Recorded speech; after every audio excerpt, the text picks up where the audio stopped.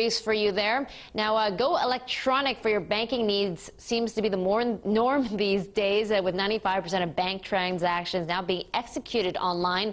And to get more on the new generation, the next generation of banking, we welcome our guest for the last part of Asia Confidential, Brett King, author of Bank 2.0 and also founder of User Strategy, which is a boutique advisory firm that counts HSBC, Cathay Pacific, and IBM amongst its clients. He's also an industry advisor on the Huffington Post, and he joins us from our Singapore studios today. Brett, good to see you. So did you hear those results from Amex? It seems that consumers are back in the U.S., back using those credit cards again.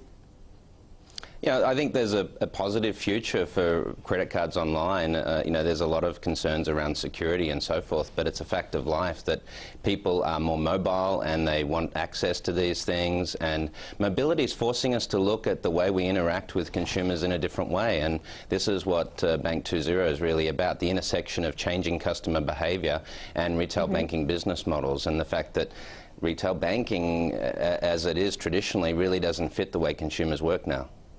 Yeah, so tell me about these behavioral changes. Yeah, they're going online more often, but what else?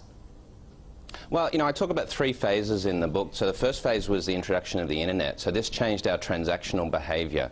Back in the mid-'80s, it was quite common for us to go into a branch and do a lot of stuff with checks and cash. But now that's shifted because the internet banking is so convenient and because we're time poor. So we do a lot more of these things through the internet. Then when the BlackBerry and the smartphone, the Apple iPhone and these devices started to come along, this also shifted us towards more mobility. So as a result, these have had a marked change in our behavior, the way we do our day-to-day interactions with organizations. And this is it also empowers customers because we're in control. Whereas previously the banks would say you have to do it by our rules. You have to come in to the branch between 9 and 3 or 9 to 5, and you have to sign this piece of paper.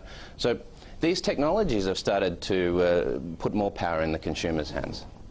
Okay, so is that the future of banking then, that it just goes more mobile? Well, mobile internet banking has already been extremely successful. If you look at Japan and Korea, Asia leads the way in respect to a lot of these mobile issues, mobile payments, for example, in that part of the world.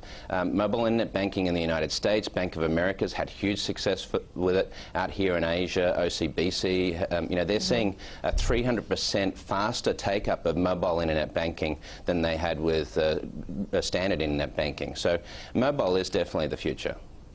Yeah, what about the infrastructure to support this sort of capacity? Is it there yet, or do we still have to wait a few years before it actually really goes fully integrated into society? Well, that's a good question. Again, the innovation in terms of Asian telecommunications infrastructure, in many ways we're ahead of the world. If you look at things like GCash in Malaysia, the mobile payments remittance capability there, if you look at mobile data capability, we have very good infrastructure here. But the banks have been a little slow to take up this from a customer responsiveness perspective. Many banks have still not released an application for iPhone, for example, globally, which is an example. Well, there's less than 3% of banks globally have an iPhone app, right?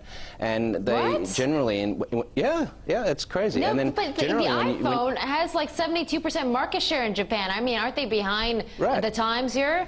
Get moving. Well, no, in Asia, again, it's quite strong. You look at Jibun Bank, who's got an excellent mobile banking platform. In fact, they're a mobile-only bank. Shinsei Bank, again, OCBC here, DBS, Citibank. They've all got a strong mobile play. But in the rest of the world, they're a little bit slower. Hey, Andrew, do you feel secure doing your banking on your mobile phone? I have to give a twofold answer because I'm terribly old-fashioned. So I had to break a resistance level before I actually trusted the internet. In the same way that it's going to take quite a while for me to read a book on a pad, or read a book on a slate computer. Right. But then, of course, the convenience is very important. But equally, I must admit, I get incredibly irritated when I say, if you want to press 2, if you want to press 4, I immediately go to press 0 because I like to speak to a live person. Okay? When there is a specific problem. So, Brett, I mean, those are very familiar issues that a lot of people have with going mobile or going online to do their banking. Okay, well, you're right, Andrew. Technology has tended to be impersonal, and as a result, we still want that personal flavour, that level of service that we get with a face-to-face interaction. But why has the iPhone, as you said, 72% take-up in Japan for smartphones? Why has the iPhone been so successful? Because it's so simple. So simplicity and the user experience or the customer experience utilizing the technology is very important. And that's where we have a bit of a weakness in terms of delivery within the banking sector, where we don't really focus on developing applications that work more seamlessly for customers. Brett, nice talking to you. Thanks for your time. There you have it, Brett King, author of Bank 2.0, and of course, the wonderful Andrew Ferris of BNP Wealth Management. Thank you so much for your time. Have a good weekend, Andrew.